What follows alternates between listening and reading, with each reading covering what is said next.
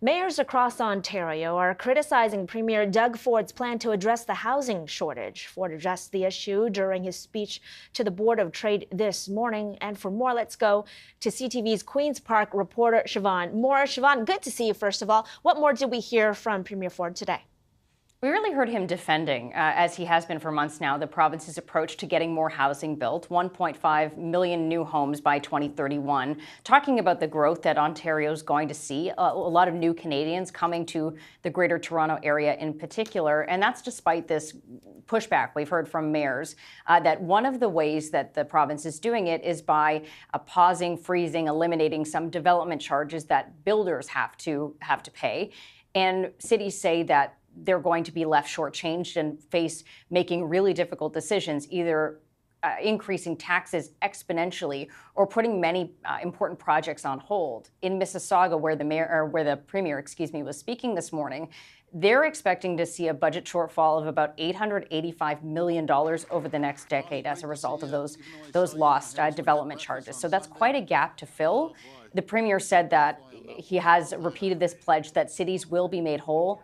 At the same time, though, he's also saying that he wants to make sure that those numbers are correct, not just in Mississauga, but many other municipalities, and repeated this promise that auditors will be going in to dig into the numbers to make sure cities are doing, as he says, cities are doing what they say they're doing.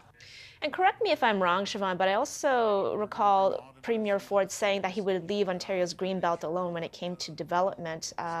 Now we're learning that the Ontario Integrity Commissioner will be investigating whether the housing minister broke conflict of interest rules on the Greenbelt. Tell us a little bit more about that.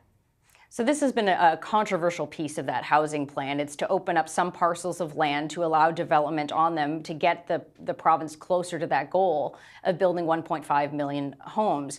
And there's been some questions about whether everything was done above board, because we know some parcels of land were bought pretty close or pretty soon before those parcels of land were open up for development. And that's raised some questions about whether anybody had been tipped off. The Integrity Commissioner says today that there is sufficient grounds to at least open an investigation into the actions of the housing minister in particular. There'd been a request to look at both the actions of the premier and the housing minister. He dismissed that, not saying there was really enough evidence to support that at this point. But the Integrity Commissioner does say he'll be looking to see whether the housing minister broke any conflict of interest rules in all this. All right, CTV's Queen's Park reporter Siobhan Morris with this from Toronto. Thanks so much.